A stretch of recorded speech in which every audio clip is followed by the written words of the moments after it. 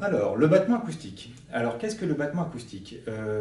Alors, comme je le disais dans la vidéo précédente, j'évoque le battement acoustique pour essayer de définir des intervalles qu'on appelle, on peut les appeler de trois manières différentes. On peut les appeler des intervalles justes,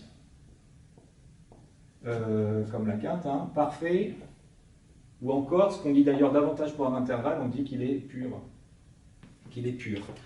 Donc, qu'est-ce qu'un intervalle juste, parfait ou pur? C'est un intervalle qui ne présente pas de battement acoustique. Alors, qu'est-ce qu'un battement acoustique?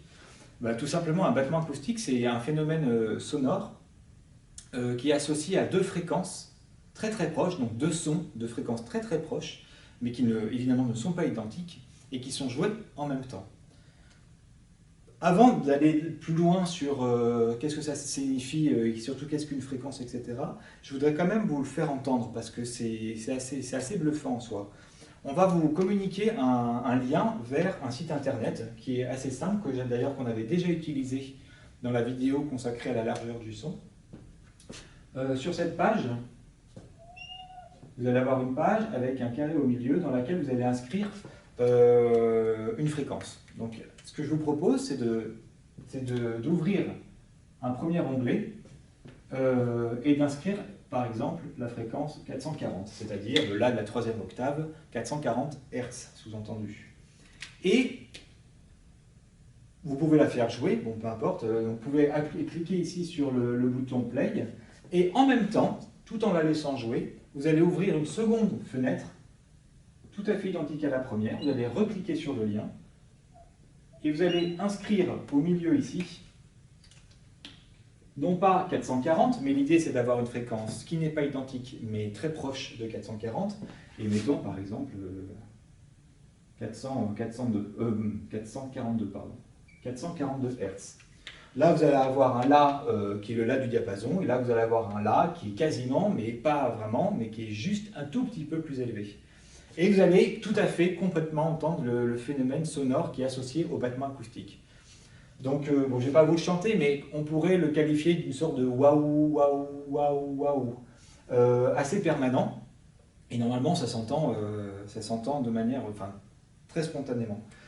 Alors, pourquoi ça? Pourquoi ça fait ça? Donc, j'efface ici. On va expliquer sur d'où vient ce phénomène sonore, parce que c'est intéressant. Maintenant, avant de parler de ça, quand on parle de battement acoustique, c'est donc relié à un phénomène, et on parle donc de l'unité qui s'appelle le Hertz. Alors le Hertz, qu'on écrit comme ça sous sa forme développée, est une unité qui a été développée imaginée par un ingénieur du 19e siècle qui s'appelait Heinrich Hertz, et qui est associée à une fréquence, bah oui, évidemment, parce que c'est une fréquence, d'apparition d'un événement. Cet événement, il peut être de tout type. Là, on va parler d'un phénomène qui est musical, qui est donc un événement sonore, mais vous pouvez aussi avoir des événements visuels. Si par exemple, j'envisage l'idée du stromboscope, alors je ne sais pas si tout le monde voit ce que c'est. Le stromboscope, c'est dans une musique aussi.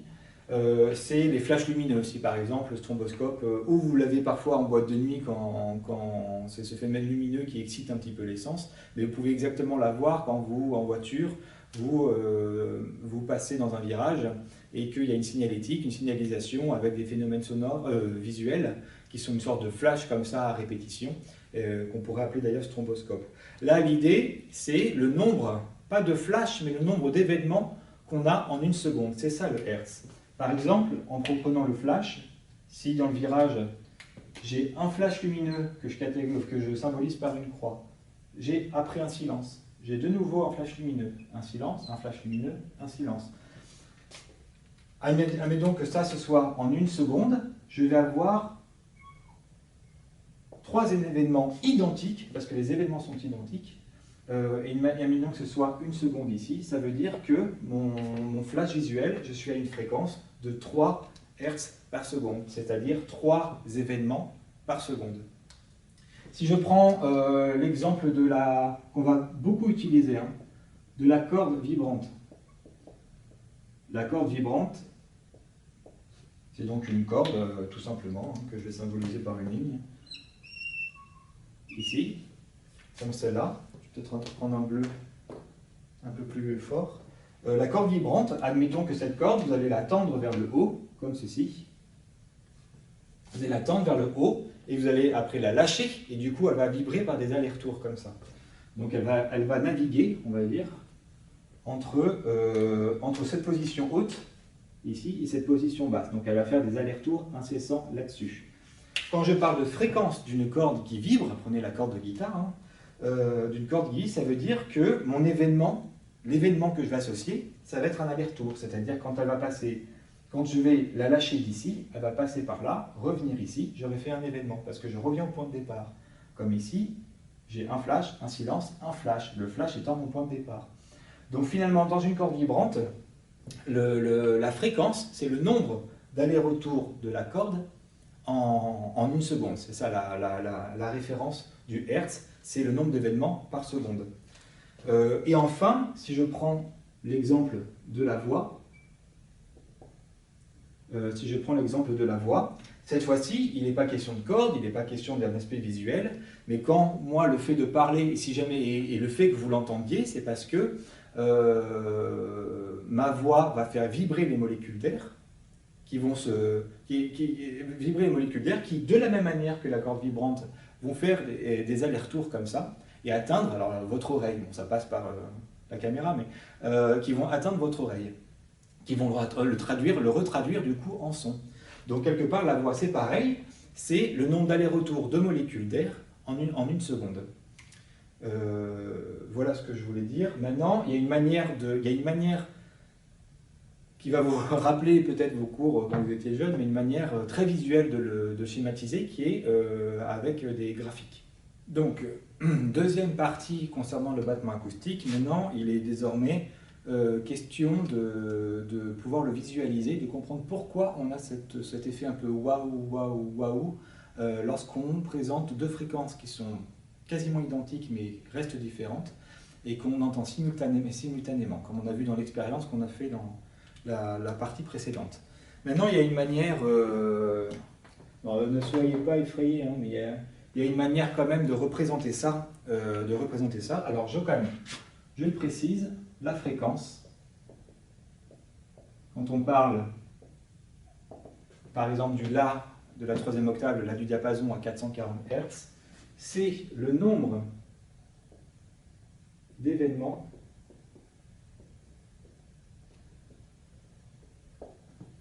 en une seconde. Quand par exemple je dis que le La de la troisième octave est à 440 Hz, je dis par là qu'il y a 440 vibrations par seconde. C'est-à-dire si je fais vibrer une corde La d'une guitare, de la troisième octave, ça veut dire que j'ai 440 allers-retours de cordes en une seconde. Alors il y a une manière quand même de le montrer, c'est à travers donc du coup un graphe. Alors on va faire un graphe tout simple, avec ici, je vais inscrire je vais inscrire le déplacement. Alors, je ne vais pas mettre la corde, je vais faire le déplacement de la voix. J'avais pris l'exemple de la voix. Ce n'est pas la corde qui fait des allers-retours, c'est la molécule d'air. Donc on va dire c'est le déplacement de la molécule d'air. Et ici, c'est le temps. Ici, c'est le temps. Quand je dis par exemple que ma molécule d'air, quand je la fais vibrer à une certaine fréquence, elle va donc émettre des vibrations. Alors, concrètement c'est ça, ça fait du coup une sinusoïde, ce qu'on appelle une sinusoïde. Qu'est-ce que je vois ici? Ce qui m'intéresse, moi, c'est l'événement qui se répète. L'événement, il se répète ici, quand la molécule d'air que je trouve ici sera au même endroit ici. Et ça va prendre un certain temps. Ce qu'on appelle cette donnée-là, on appelle ça avec un grand T, ça s'appelle la période. Là, je vais le séparer quand même. La période. Donc quand je parle d'un La à 440 Hz, j'ai 440 fois cet événement en une seule seconde. C'est-à-dire que j'ai ma seconde qui est divisée en 440 périodes. Maintenant, ce que je vais essayer je vais le faire, mais je vais reprendre ce graphique-là en superposant, du coup, deux fréquences qui seront très proches, mais pas complètement identiques. Donc ici, on est bien d'accord que la molécule d'air, dans le temps, on lui dit, bah, écoute, je fais partir mon chronomètre, là tu vas être là, comme elle vibre, à un moment donné, un temps qui est juste très très proche, elle va du coup redescendre, pour remonter, pour redescendre, c'est donc cet aller-retour que j'ai dans le temps. C'est pour ça que c'est un aller-retour qui est étiré.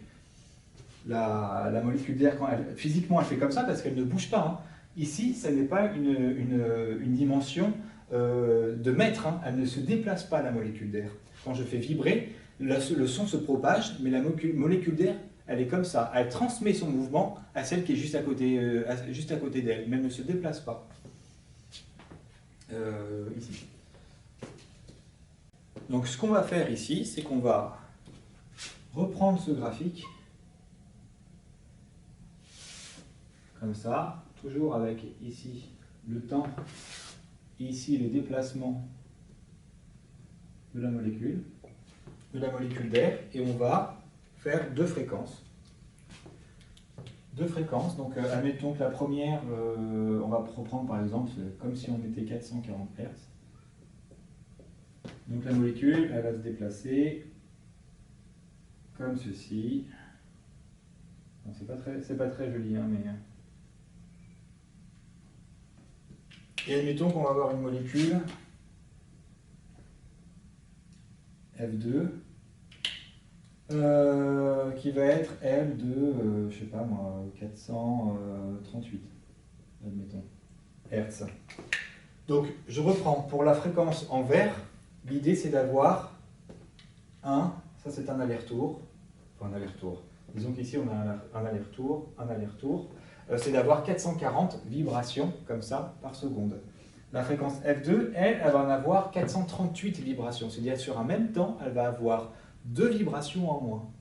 Donc elle va pouvoir s'étendre un petit peu plus parce qu'elle va devoir mettre moins d'événements en une seconde. Donc on va avoir, si on repart d'ici, on va faire ça, ça. Donc elle va faire un chemin un peu plus long, comme ça, un petit peu plus long. Maintenant, une fois que j'ai dit ça, la molécule d'air, elle, tout ce qu'elle fait, c'est pas compliqué, elle est là juste pour suivre les informations qu'on lui donne. Nous, on lui fournit deux infos. On a une fréquence F1, on a une fréquence F2. Donc on va juste se mettre à la place de la molécule et on va essayer d'imaginer quel comportement elle va adopter. Ici, bon, c'est pas compliqué là. Ici, on lui demande de ne pas bouger pour la rouge et de ne pas bouger pour la verte. Donc elle ne fait pas grand-chose. Hein. Donc elle reste là où elle est. Ici, qu'est-ce qu'on lui dit? On lui dit, la rouge lui dit, tu vas venir te positionner, tu vas monter de cette distance-là. Donc elle va monter cette distance-là. Mais en même temps, la verte lui dit, tu vas aussi monter de cette distance qui est ici. Donc qu'est-ce qu'elle fait? Elle va aller encore plus haut. Donc on va avoir ici une molécule encore plus haut parce qu'on lui demande 2 fois de monter de telle hauteur. Si par exemple je me mets ici, la rouge elle me dit tu ne bouges pas, c'est-à-dire que tu restes central, c'est tout ce que je te demande. Et la verte elle lui dit par contre moi j'ai envie que tu montes, donc ça fait c'est comme si je mettais 0 et ici 1. Là j'ai 1 plus 1 quasiment, ça fait 2. Là j'ai 0 plus 1, ça fait 1. La rouge, hop. Ici la rouge lui dit tu ne bouges pas, lui il dit tu montes de cette distance là, elle monte de cette distance ici. Maintenant si je me mets à peu près ici, je vais avoir une rouge qui va dire tu vas descendre de cette distance-là. Et en même temps, la verte lui dit tu vas monter de cette distance-là. C'est comme si j'avais moins 1 et après 1. Et j'ai juste à faire la somme. Moins 1 et 1, ça fait quasiment 0, parce que là, je ne suis pas vraiment en centrale. Donc, ça fait quasiment 0. Et ce qu'on va entendre dans le battement acoustique, c'est exactement cette enveloppe-là. C'est ça qu'on va entendre. Et après, ça va remonter, etc. Donc en fait, on va avoir cette enveloppe qui va être très importante, puis après plus rien, plus importante, puis plus rien, plus importante, puis plus rien. C'est ce côté waouh, waouh, où on arrive parfois à 0 et on remonte, etc.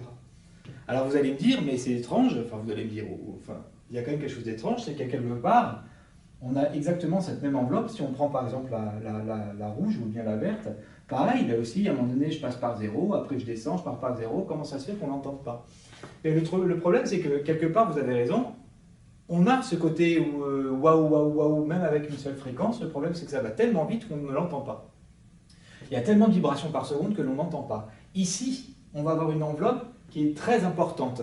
Pourquoi? Parce que cette enveloppe-là, ça va être la différence entre les deux. Ici, le battement acoustique qu'il va y avoir entre F1 et F2, c'est la différence entre 440 et 438. C'est-à-dire que je vais avoir un battement acoustique de 2 Hz. C'est-à-dire que je vais avoir en une seconde 2 waouh. C'est-à-dire que si vous mettez, comme on a vu au début, si vous prenez vos deux pages internet et vous mettez 440 et vous mettez 438, vous allez entendre waouh, waouh, waouh, waouh, waouh, waouh. C'est 2 waouh par seconde. Si vous mettez maintenant 440 avec 439, vous avez un seul hertz par seconde, vous allez avoir waouh, waouh, waouh. Et c'est assez flagrant.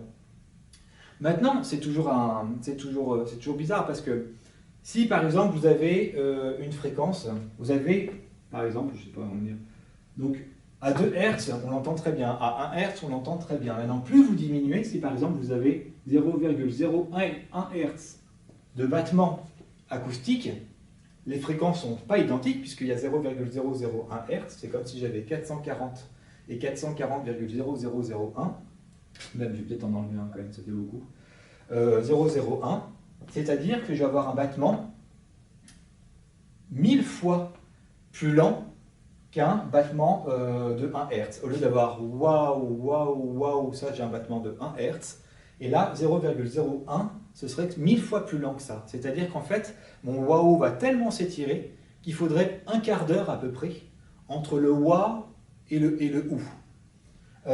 Donc quelque part, 0,01 Hz, on ne l'entend plus, puis même en musique, c'est très rare d'avoir des morceaux où on met une seule note pendant un quart d'heure. Admettons que vous ayez 2 violons, on va faire cela. Admettons que vous ayez 2 violons. Je connais aucun, comment dire, c'est déjà très difficile d'accorder un violon parfaitement à 440 Hz. On imagine bien que 2 violons à 440 identiques, ça n'existe pas. Donc vous aurez toujours une légère différence. Mais admettons que vous ayez 0,001 différence entre un violon et l'autre, si vous jouez la même note à l'identique, je ne connais pas beaucoup de morceaux où on tient la même note pendant un quart d'heure, ça fait un peu long quand même le morceau, avant d'aller à la suivante, quoi. Et à l'inverse, si par exemple vous avez, donc ça c'est le cas extrême bas, maintenant si vous avez par exemple, je sais pas moi, 30 Hz de battement acoustique, si vous allez avoir un waouh, 30 waouh par seconde, c'est-à-dire waouh, je ne pourrais même pas le faire d'ailleurs, l'oreille du coup ne l'entend plus parce que c'est tellement rapide qu'on ne s'en rend pas compte. Et puis quelque part, quand on a 30 Hz, ça veut dire que de battement acoustique, ça veut dire que si ma fréquence 1 est 440, pour avoir 30 Hz de battement acoustique, il faut que j'ai une différence entre les deux de 30. C'est par exemple, je devrais avoir mon F2 de 410 Hz. Comme on l'a vu aussi dans la vidéo précédente sur les hauteurs absolues, par exemple, si je fais 410 Hz, je vais avoir un La bémol. Et quelque part, maintenant, il n'est plus question de la même note. Donc le phénomène de battement acoustique, il n'existe plus, enfin, on ne le perçoit plus vraiment, parce que les fréquences ne sont plus vraiment tout à fait identiques, ça ne fonctionne plus. Ça fonctionne plus. C'est pour ça que les battements acoustiques ne concernent que des fréquences qui sont très similaires. Et pour faire la transition jusqu'à ma prochaine vidéo, il y a quand même quelque chose de très bizarre dans tout ce que je vous raconte. Enfin bizarre, tout ça c'est vrai, hein. Mais de très bizarre, c'est que moi, j'arrête pas de vous parler d'intervalles, de quintes, de sixtes, etc. Donc c'est-à-dire Do, Sol, Do, Do, La. Donc on est en droit de se demander quel est l'intérêt de nous parler des battements acoustiques si on ne parle que des fréquences qui sont très très proches. Si je prends la fréquence d'un Do, par exemple de 264 Hz, et que je prends la fréquence d'un La, donc la sixte, de 440 Hz, on arrive à des battements acoustiques qui sont tellement importants. Là, c'est de 180 Hz, que dans ces cas-là, le battement acoustique n'existe pas. Et vous auriez raison de dire qu'entre un Do et un La, en soi, il n'y a pas de battement acoustique, parce que les fréquences sont trop différentes. Mais c'est là où on arrive à la deuxième généralité de décomposition du son.